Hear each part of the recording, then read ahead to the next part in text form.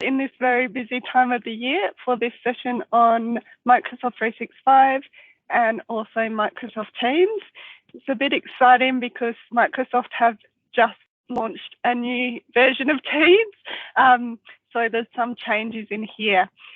Those of you that are already familiar with Teams, and I'll go through this a little bit later, you'll notice some of the features that you might be loving in the normal version of Teams are missing, but Microsoft is slowly releasing more and more features as well. So before I dive into the session, I'll do the statement of acknowledgement of country. We acknowledge this land that we meet on today is the traditional lands for Kaurna people, and that we respect their spiritual relationship with their country. We also acknowledge the Kaurna people as the custodians of the Adelaide region, and that their cultural and heritage beliefs are still as important to the living Kaurna people today. We also pay respects to the cultural authority of Aboriginal people visiting or attending from other areas of South Australia or Australia present here. So I know since I've looked at this agreement, can you just explain I know the cleaning is sorted out, so we hang on, I might just mute funded for cleaning. Bear with me for a moment. Great.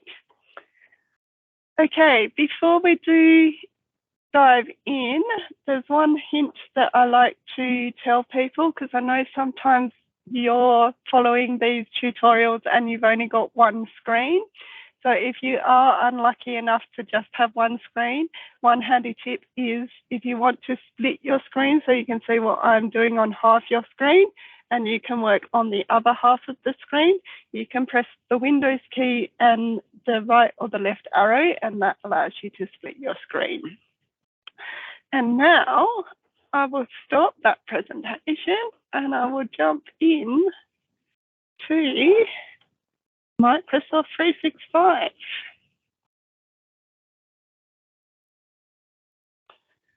Okay, so the first bit of our session, I'm going to move fairly quickly. This bit of the session is all about giving you some awareness of what's available in the Microsoft 365 tenancy.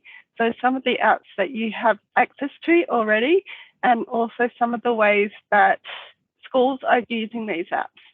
So the first bit of my session, as I said, I'm going to move fairly quickly. I don't expect you to be going through step by step what I'm doing. This is more to give you some ideas about how you could use Microsoft 365 in your work or with your students moving forward. The second half of this session is very hands-on, and that's when we're going to dive into using Teams and also showcasing some of the changes that have happened with this new Teams that has come along as well. Please feel free to jump off mute and ask questions. Also, you can use the chat if you want to type in a question. I've got my lovely colleague here, Lynn, who will be monitoring the chat for me as well and interrupting if I miss something in the chat or she's not able to answer it as well. So please feel free to jump in with any questions that you have. Okay, so let's get started. So lots of Microsoft 365 apps are available as desktop apps, but some of them are only available online. So we like to start by talking about what's available in the whole suite, and we do this through the online version of the apps. So I've got a browser open here, and there's several ways that you can access the Microsoft 365 apps. The first way is through the EdPass portal. So everyone, including your students with an @schools email address, can access all of the Microsoft 365 apps through the EdPass portal by clicking on the individual app tiles, or if they go to this Office 365 tile, that will take them, once they've signed in, to the M365 homepage.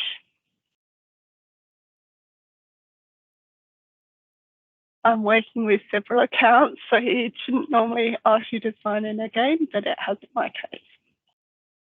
So this is the Microsoft365.com homepage. You can also navigate to this independently of the EdPass page just by typing in www.microsoft365.com. The other way you can access this, if you are using Edge for Business, is there's some icons along the right of your screen, and one of them is the Microsoft 365 icon. And so if you click on there, you can access your most used apps and also the home from there as well. So what can I do once I've got to the Microsoft 365 page? Well, when I come in, I see all the things that have been recently opened by me or have been recently opened by someone who's shared this document with me.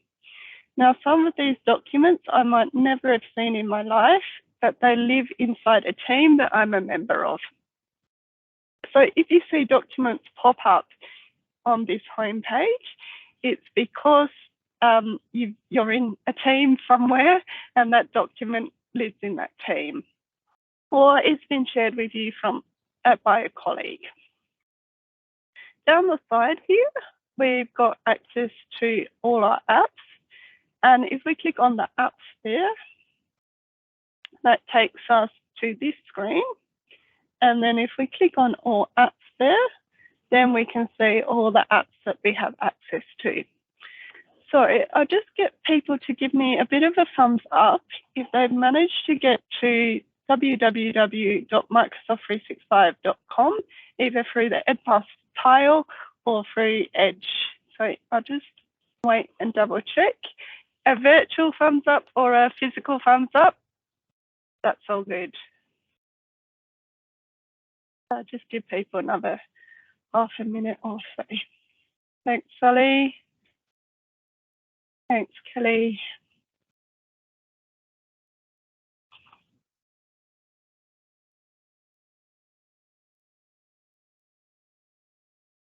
Perfect. Okay, so hopefully most people are on this page. Now you might see a few more apps in here than I can see. It depends whether your school has enabled some of those apps, or some of these apps might not be visible if your school has blocked them as well. But hopefully you can see most of them that are here. So these are how you get to the online version of all these apps. We're not going to go into all of them, but we are going to go into a few of them. As I said, I'm not expecting you to follow along. I'm just giving you some ideas of how these apps might be used. So the first app I'm going to go into is Outlook, and I'm sure most of you are familiar with Outlook, but there's a couple of nice features in Outlook on the web that you might not be aware of. So the one that I like to point out to people is this pay-per-click files one. And if I click in here, what I have now is all the attachments that someone has sent me or I've been sent. So if I think, oh gosh, John sent me something on this date, where is it? I can't find it in the email. If I go to that pay-per-click icon, I can see everything. Now, this is just a test account, so there's not much in there. But if I went into my personal one, I'd have a whole list of different attachments that I've sent through. But that's just a handy thing if you're using Outlook on the web. Let's go back to the home screen. Better check that I'm following along. Okay, so the next app that we're just going to dive into is OneDrive.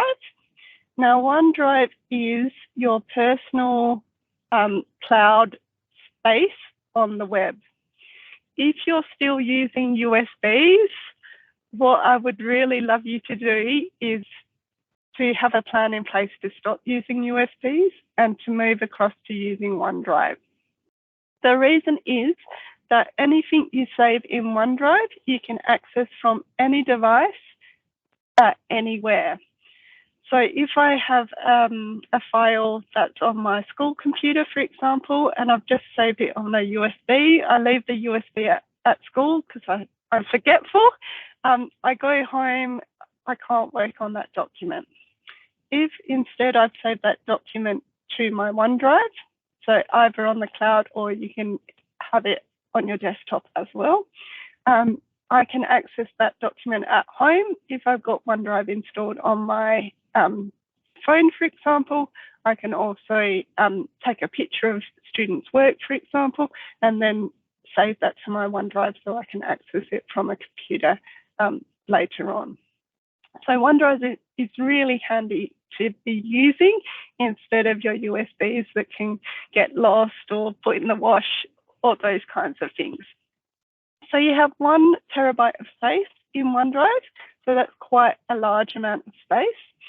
And we like to talk about OneDrive as being our me files.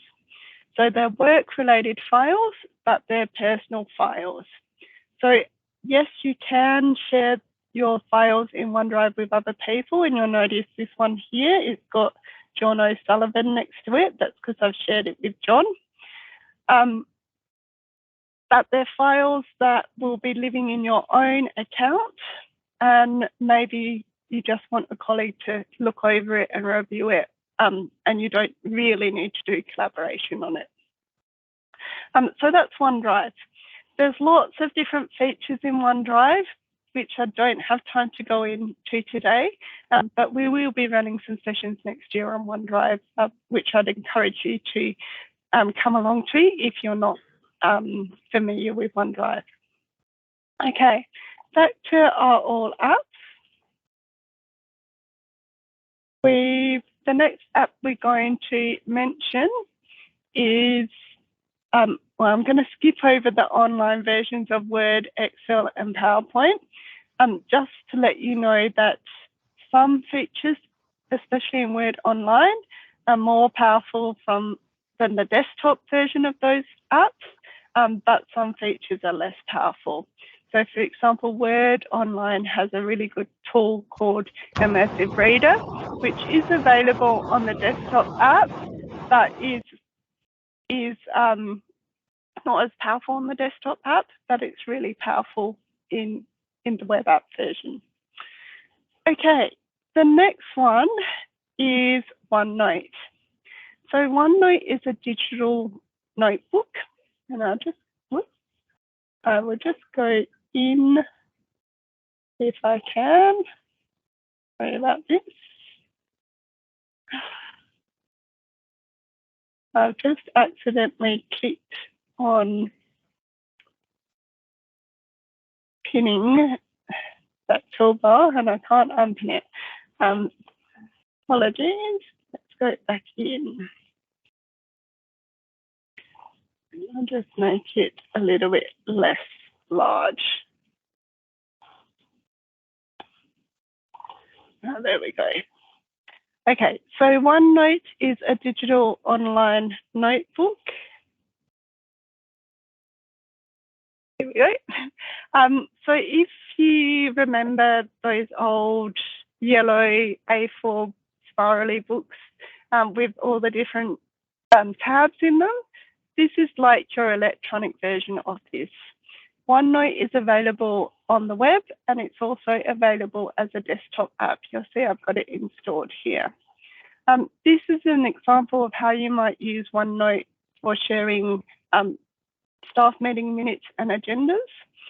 So you can see here I've got one of those sections or tabs and I've got some more in here.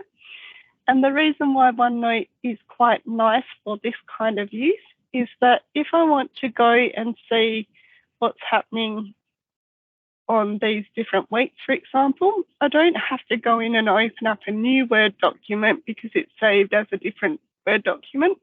I can just quickly click between the different pages in this section and see what's happening. I can also do some links. So for example, these two are hyperlinks, and if I click on that, it's going to take me straight to the minutes of week 1. So it's quite nice in that I can quickly flick between pages without having to go in and open up separate documents. I use OneNote for lots of things. There's Class Notebook as well, which is specific for teaching. But we use Notebook as a team to share what we're doing, planning, ideas, and things like that.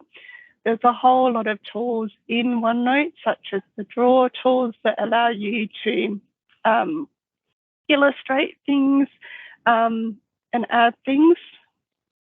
Go back into this one. Not sure why my computer is not cooperating. Let's just let's just open up a new one for a moment.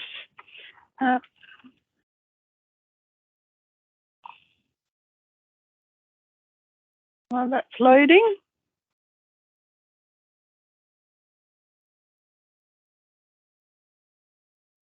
So here we go. Let's add a page.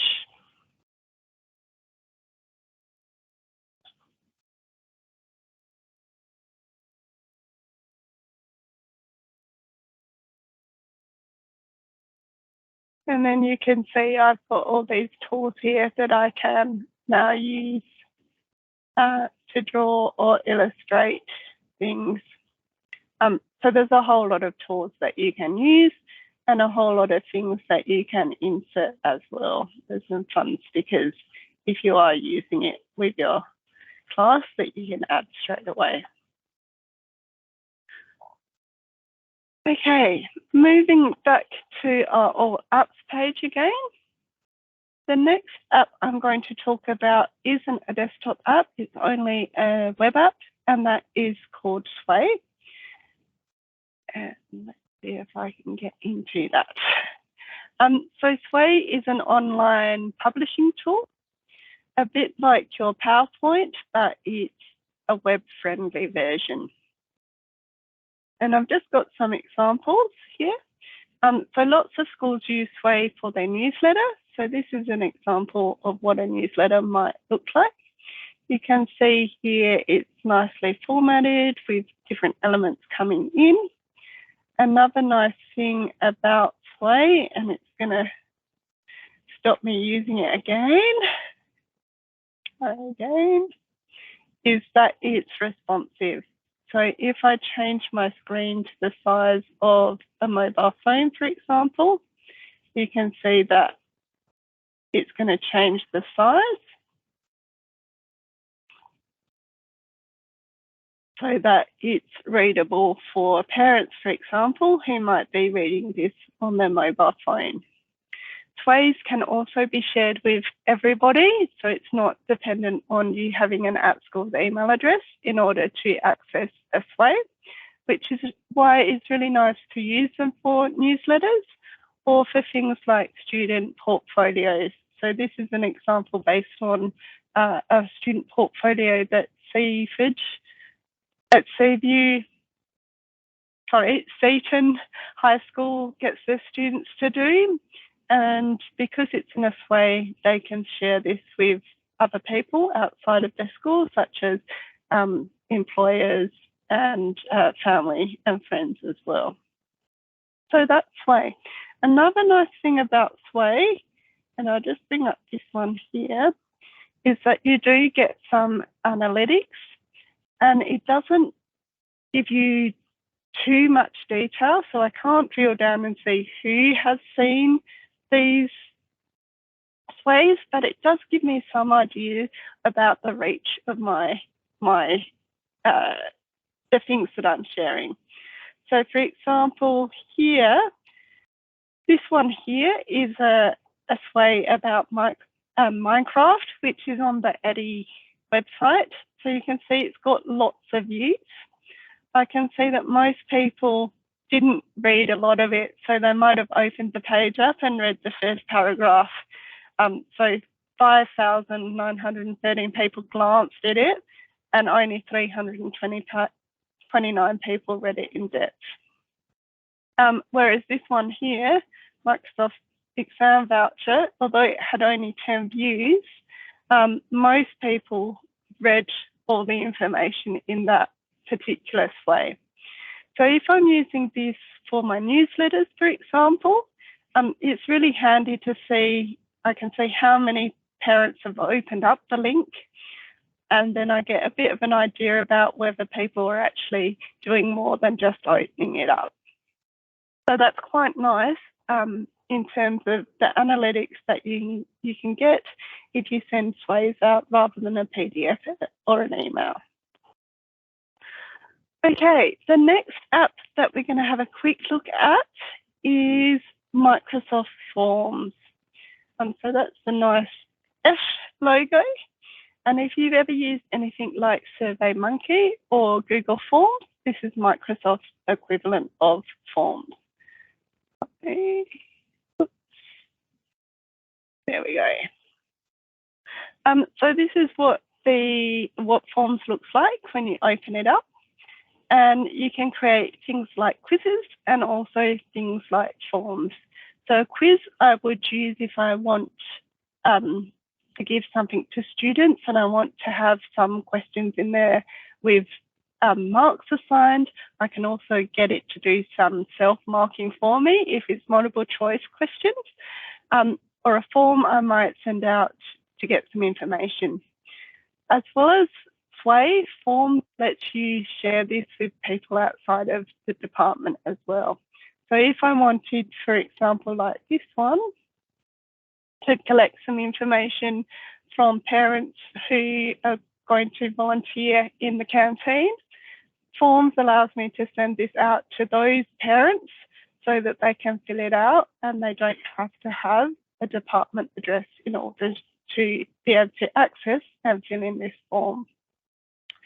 If you are using Forms with people in the department, actually, I can get this one.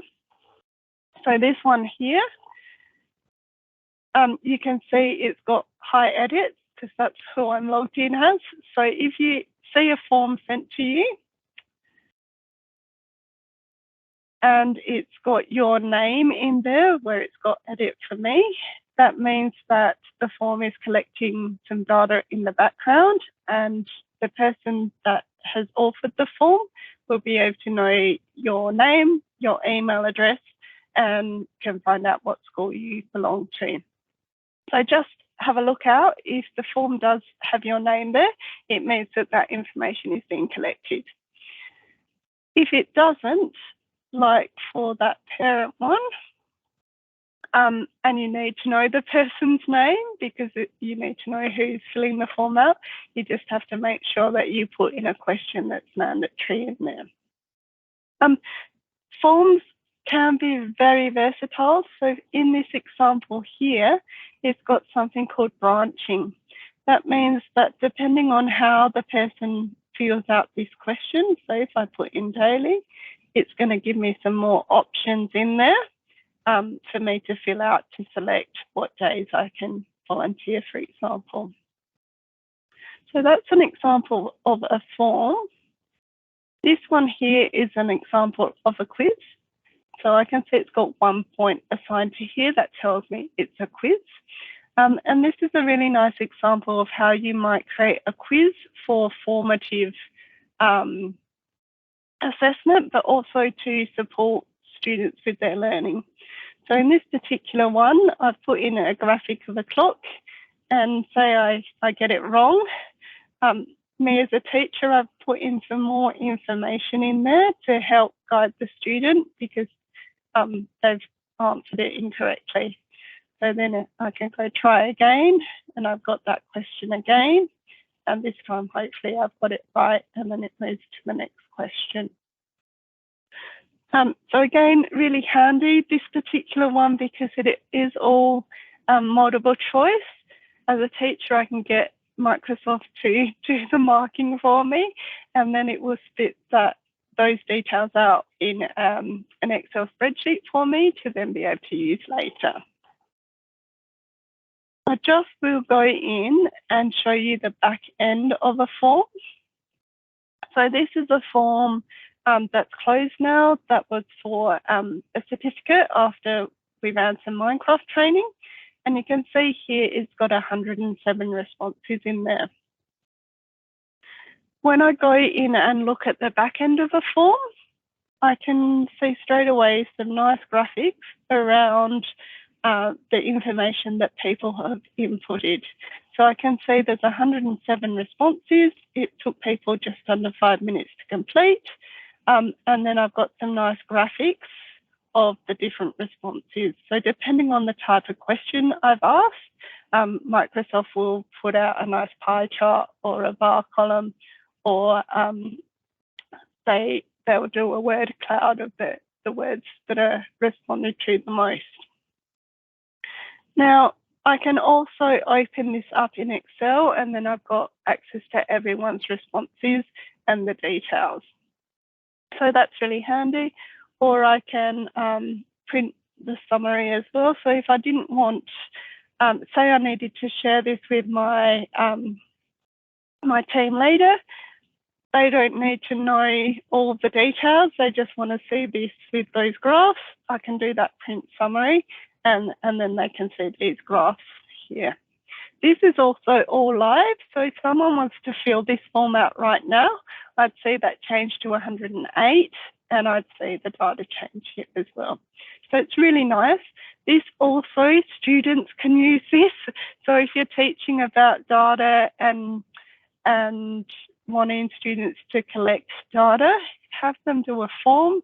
They can share it with their family and community members, and then they've got that really nice visual data that they can use and manipulate. Okay, I think I've almost finished talking. We've just got a couple more apps that I'm going to quickly go into. So this one here, Whiteboard, is basically a digital whiteboard. It's really nice in that Microsoft have got a whole lot of pre-built templates in here.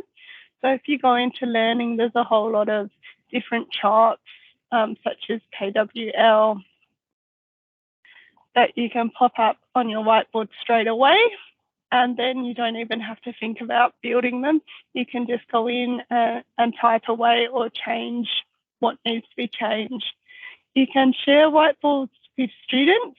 So you can have everyone collaborating on the same whiteboard if you've got one-to-one devices. You can have a whiteboard live in a team as well. So you don't have to add individual students in there to share it. If it's within the team, everyone in the team can access that. If I wanted to right now as well, I could stop sharing my screen and open up a whiteboard and share that within the meeting as well. So they're really quite handy. There is a desktop app as well for the whiteboard, and any whiteboards that I create, just go back to the home. Any whiteboards that I create on the online version, I'll also be able to access on the desktop version. The next one is bookings. I can't see bookings in this account that I'm using, so I'm just going to hop into my normal account. And bookings you might see as a B there. Now, if you don't see that, like I can't see it in my other account, that might mean that it hasn't been enabled for your school.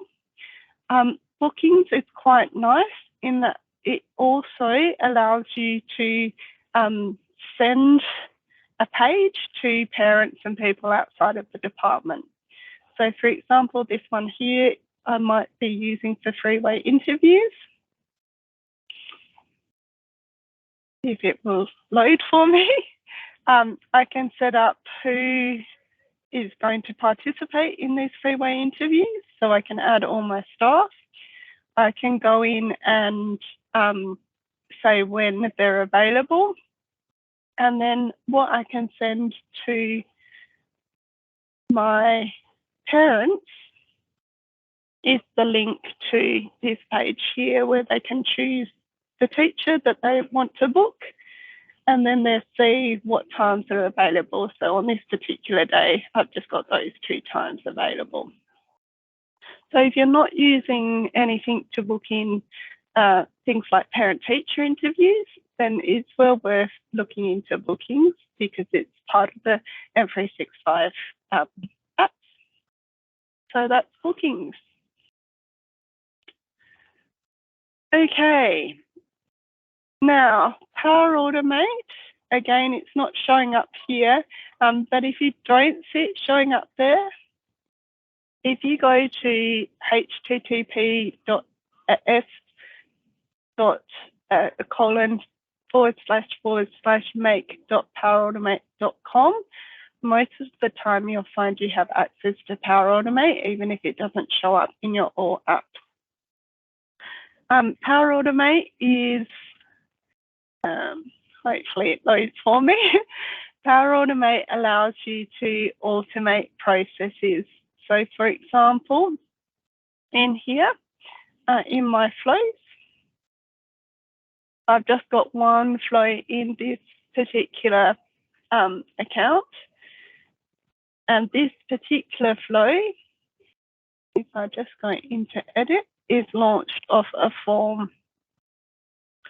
So how might I use this in the class? I might have a quiz that I've got students to do. And instead of going into forms and checking when my students have done it, I could build a flow here that is launched when the student hits the submit button, and then it does something for me. So in this case, this one's sending me an email when that form's submitted. But there's all sorts of uses for Power Automate. There's some really exciting stuff that you can do. So if you're someone that uses Planner, which we have a look at almost right now, you can set up a flow that allows you to flag a task in Outlook, and then that allows you, it will automatically create a planner task. Okay, so back in our All apps, we've got Stream, which I won't go to in detail, but that's basically an online video viewer. And then the last one that we're looking at is Planner. So Planner is basically a list or task board. If you're familiar with Kibana boards, it's that kind of style. It allows you to create buckets of different tasks that you're creating, but it allows you to assign them to people. So you can see this task here is assigned to Edit Learn, ICT Services, and also John O'Sullivan. If I've completed it, I can mark it as complete. I can also go in there and add notes and comments and add extra tasks, move it and delete it and do stuff. So if you are one of those people that is into creating lists and ticking things off, it's well worth investigating Planner. So you can see I'm sharing this one with John, but you can also house planners in Teams, so that everyone in the team can access that planner, and then you can assign tasks to all the people in the team. Okay, I think I've done enough talking with you guys just listening. So now we're going to get into the doing part of the session. So what I'd really love you to do now is to open up Teams on the desktop, and hopefully all of you have the new Teams. If you don't and you miss the start of the session, you should have a toggle up the top left. If you toggle that on, we'll lose you. You'll just need to join back in on the team. If you can just give me a thumbs up as well when everyone's ready with Teams open, then we can get started.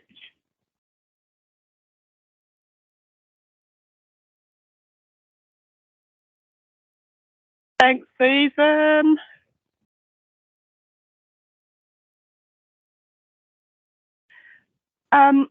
Kingsley, if you don't have a toggle up the top, I did ask my colleague to add everyone who had joined in this morning, but it might just mean that it hasn't followed through yet. So it's going to be released for everyone about mid-December, but I'll follow up on whether I got you added to the group. I have the toggle there. It's greyed out, and it just says due to org policy, you can't install the new Teams. For more info, contact your IT. Yeah. Yep. So if you can't, it might mean that the change that my colleague made this morning hasn't quite come through. Yeah, no worries. Hopefully you'll still get some benefit out of this. You just might not be able to do everything. Some things are the same in the old Teams as the new Teams, but some things have changed. So hopefully you can still follow along. Okay. So hopefully that's given most people enough time to get Teams open. The first thing is down the side, I'm actually in the Teams tab, and that's where we're going to start. So if you've opened up Teams and you're in chat or another section of Teams, you just click into Teams. And if you're familiar with Teams already, one thing you might notice with the new Teams is that it's now separated class Teams from normal Teams. So if you're used to seeing all your Teams together, that's one of the changes the new Teams has made. What we're going to do, though, is I'm going to get you to create a test team. And again, if you're using the old Teams, it's very, very similar. So I'm going to get you to create a test team just while we're doing this training so that when you go in and do posts and whatnot, it doesn't affect any teams that you might be a member of already. So to create a team, if you click on the Join or Create Team button in the top right, and in the old team, that just took you to the Create Team menu, but in the new team, we just want to click on Create Team. And then you've got 4 choices. So when we're creating teams that we're going to use with students, we want to create the class type team. And this sets up a whole lot of things in the background to do with a class OneNote and also to do with the permissions and how students can access different resources. The professional learning team and the staff team, we normally advise people not to use these teams. However, the new Teams has made some improvements. So we might have a look at whether we start advising people to use these ones. But these ones also come with a OneNote attached to the team and some structure that's set in the back end of Teams.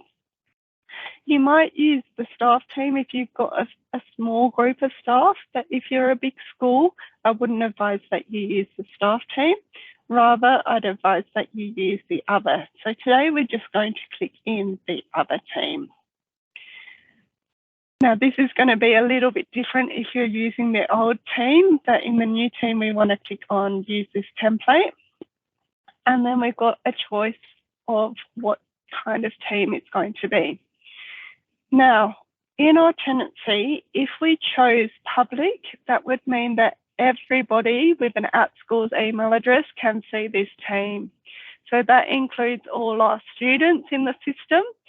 And even though we can see who's posted in a team, there's been some issues when people have made teams public with students going in and posting inappropriate things. A public team means that anyone can join without me giving them permission as well. So that's why we do advise people to use private when you're doing a team. Let's give it a name. Now, normally, again, we suggest that you give teams something, a meaningful name. So if you're doing a team for your school, for example, we suggest that you use your site code and then normally like the year level and then your name. Because if everyone used Miss Smith, you can imagine there'd be lots of teams that were called the same, Year 7 Miss Smith, in the state. And if you accidentally deleted the team, it would be hard to retrieve it.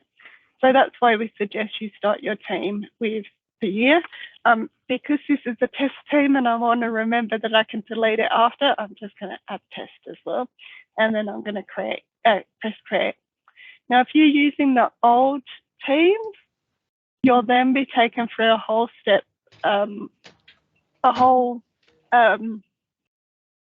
set of screens that takes you through adding members. We don't have that with the new teams. We just want to click close and then click back into teams. And then now I can see that new team that I've just created. So again, if people can Tina, just create a new team, because we're just having a bit of a play in that space. And then we can always delete it after. So again, if you can just give me a physical or a virtual thumbs up, just so I know that we've all got a team that we can have a play in. Thanks, Kingsley and Kelly.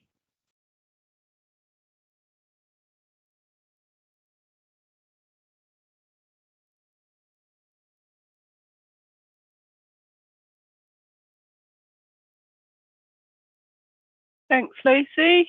Excellent. I'll just give people another, actually I say teams, but yep, if you've already got one created, that's fine.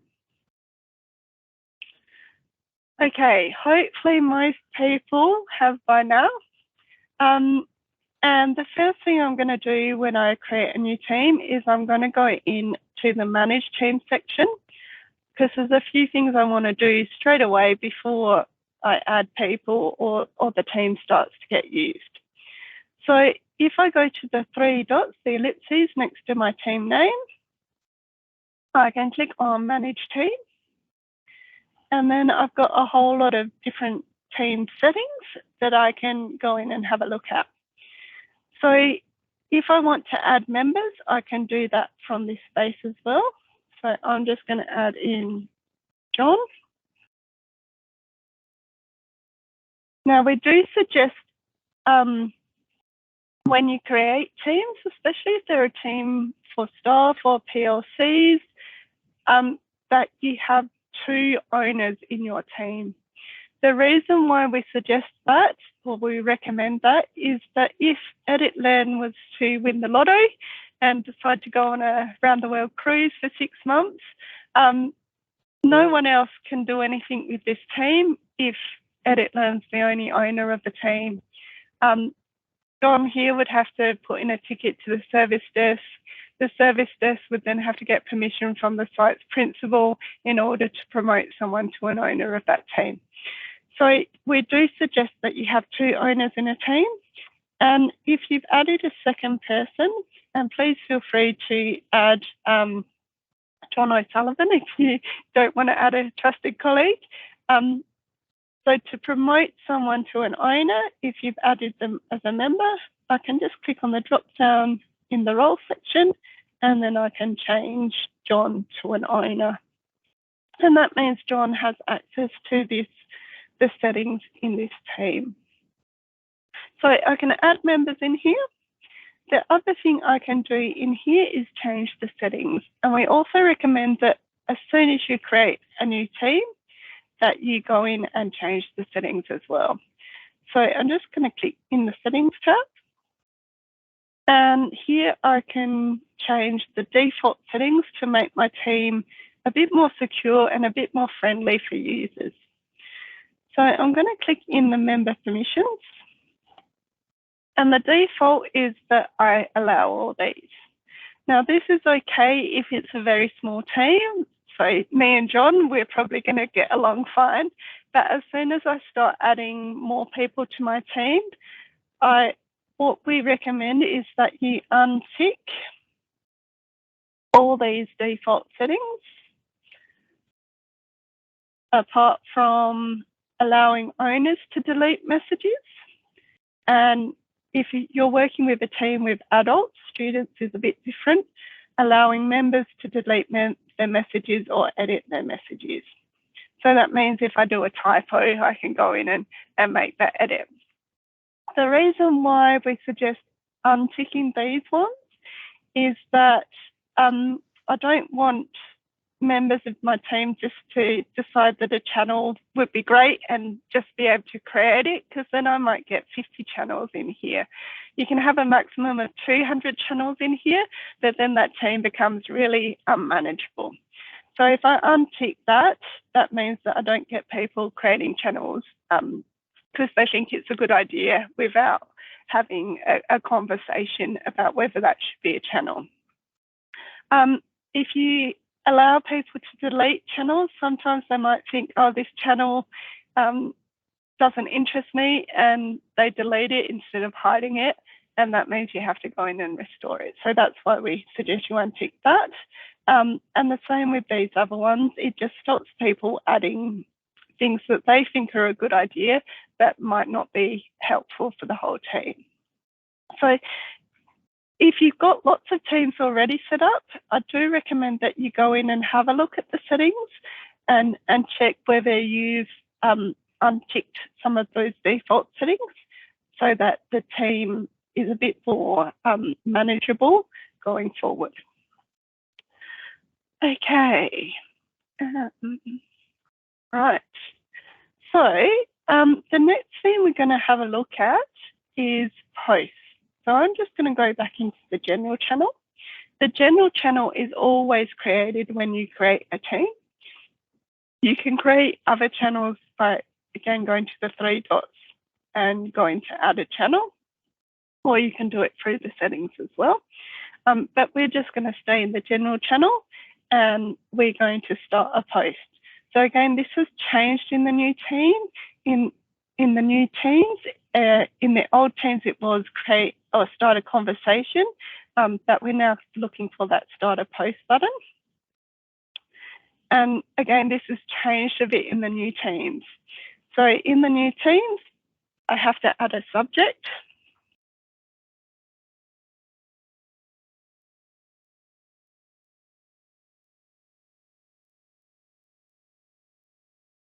And then I can type my message.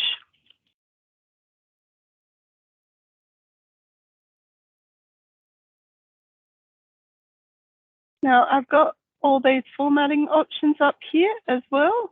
So if I highlight that, I can change it to a heading 1, for example. I can add some color if I want. I can make bits bold, etc. I can get rid of that formatting as well. I've got bullet points I can put in. I can quote someone, add links, put in some HTML code if I wanted to, add some tables as well. So I've got lots of flexibility in there.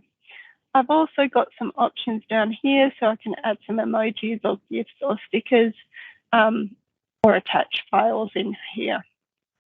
And when I'm ready, all I need to do is click on post.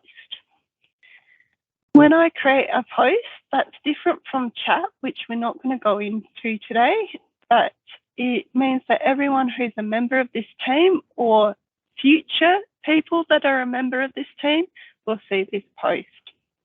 I'm just going to start a new one and give it a subject again.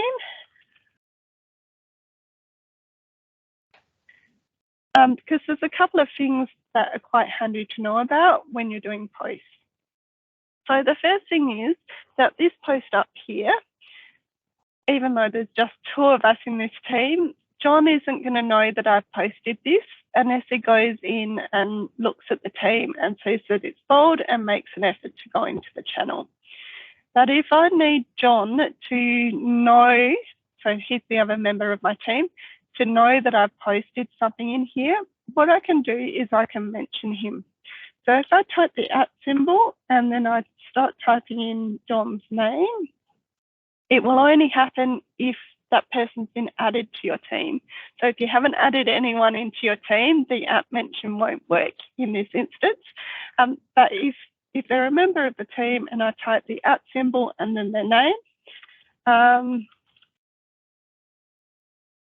when I press the post button, John, because he's been mentioned, will receive a notification in the activity up here. So that's really handy. Remember, everyone in the team will see this, that John's going to receive a notification to let him know that there's something really important that's just been added to that channel as a post. If you've got a team, for example, a staff team, and there's a really important bit of information that you want your whole staff to know about and get a notification about, you can also do an @team mention. So, let's add another subheading.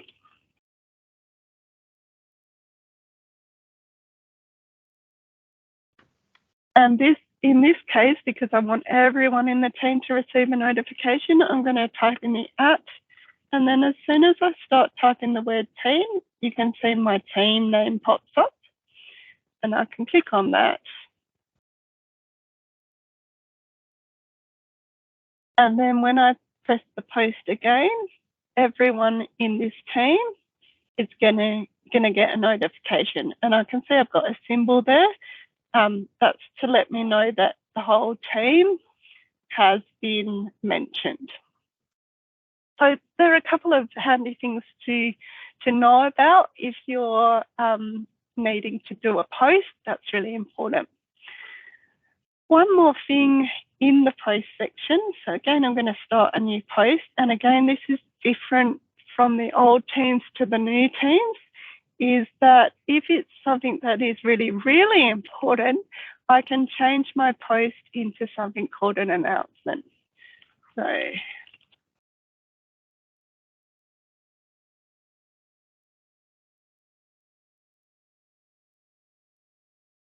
So here, what I can do is I've got a little post type icon down here by the post button. If I click on there, I can change it to an announcement. In the old teams, you needed to click on a pencil edit button down in the bottom left, and then there's I think it's got new conversation up here, and you can do the drop down to announcement. And I'm just going to click on announcement here. And then I can type in a headline. And then I can also go in here to the color scheme, and I can choose a different color scheme as well. So if I was wanting to create posts for my daybook, for example, I might have all my daybook posts with red. And then if there's a fire drill or something like that, I might choose a different color scheme so that people know what the posts are about. Now, if you are used to using announcements in the classic teams, the old teams, you will be disappointed at the moment because you used to be able to add illustrations and upload your own banners. This is coming. So with the new teams, not all the functions that were available in the old teams are currently available, but Microsoft is rolling them out. So I know all of us use banners with lots of like image banners. I know schools use these as well. If you are a school that uses those, you might need to revert back to the old teams for the moment until that feature rolls into the new teams. If you don't know what I'm talking about, you can just carry on using the new teams. Okay, so now if I post that, you can see it's much more, it stands out, so people are going to notice that. There's one more thing that I'm going to mention. So say I've posted this and I've forgotten something. Because I'm the owner of this post, or the person that composed it, I've got this edit function. So I can click on edit. And then I can add some text, or I can change a typo, etc. But I've also got some settings up here. So I can do this before I press post the first time, or I can come back and do this. So in the settings, and this is regardless of whether it's an announcement or a post, I can choose who can reply. So say I'm posting about a fire drill. I don't want 20 staff members to write in their questions, because I just want that information out, I might choose this one. So only myself who wrote the message and moderators. Moderators are the owners of the team, are able to reply to this message. Or I could keep it as everyone. And then the other option in here is this multiple channels. So when I click that, this gives me this plus button here. And that means that I can choose to post this same message in another team that I'm a member of. So let's put it in the general channel of Edit Learn as well. Now what this does is it means that whatever I've written here will also appear in this team in the general channel. But if someone replies in that team, I don't see the reply in this team. So I'm posting it across multiple teams, which is a big time saver, especially if you're a teacher using class teams. I can post something in my Year 7 WB team and Year 7 WC team, D team. It's one post I've written, but it's appearing in multiple teams. And then if people reply, it's just visible in that team. So I'm going to press post. And now that one there, I can see is posted in these two teams here. So that's really handy. The other thing we're going to talk about posts is about pinning posts. So say I've got this team and say this message is really important. I can go into the three dots and I can do something called pinning.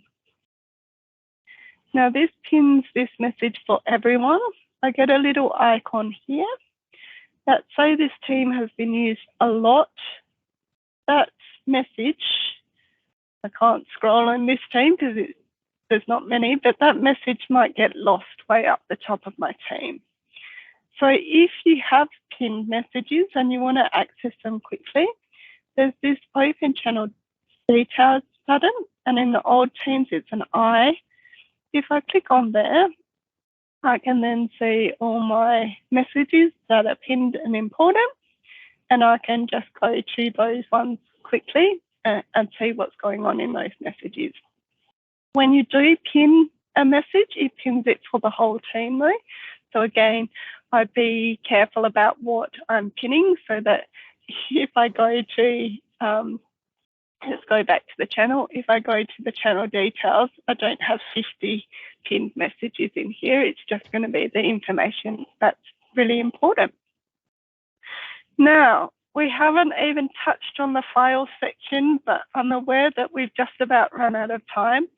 So I'll quickly say that the files, there's a file section attached to each channel. And you can change the permissions in the files, but the default is that anyone that's a member of the team can access the files. You can drag and drop files in here, or you can create new ones. You can also do something called sync, which syncs this team to your computer so you can access the files from your file explorer as well. But I'm going to have to stop there. I'm going to quickly go back into Edge because there's just a few resources that I just want to point out before we say goodbye. So the first one is Edit. So Edit is the department website to get ICT help. So if you're looking for resources on Teams, for example, if I put in Teams, if you come to Edit, and you can access it from the Edit home page under ICT help, there's a whole lot of resources in here that are specific to our department. So you can see there's screenshots of how to do things in here. Another resource is the Technology and Platform Adoption Team YouTube channel. So again, we create a whole lot of YouTube short videos, and also if we have webinars, they go up there as well. So there's a whole lot of videos that you can access on 365. With all the new changes, some of them might not be up to date, but we do update them quite regularly. And then the last one is the Microsoft Learn page. So this is a free website. You can sign into this, and we strongly suggest you use your @schools email address to sign in. You can see I'm signed in here. And in the training section, there's an educator centre, which has lots of different, let's go into browser. It's got lots of different courses that are self-paced that you can do. Let's put in class 2, that you can do that are specific for educators. You can see K-12 educator. When you do them, the site records your progress as well, so you can download a transcript for the teacher's reg, for example. And I think we've gone over a little bit, but hopefully that's given you a bit of an idea around what's possible in Microsoft 365, and also some of the basic functions of Microsoft Teams and some of the changes of the new Teams. And yes, as Lynn said, those links are in the handout that I sent out today for you, but you'll also get some follow-up information with the recording as well. So I'm happy to hang around for a little bit longer if people have any questions. Again, feel free to come off mic if you want to ask something. Otherwise, have a nice rest of the afternoon.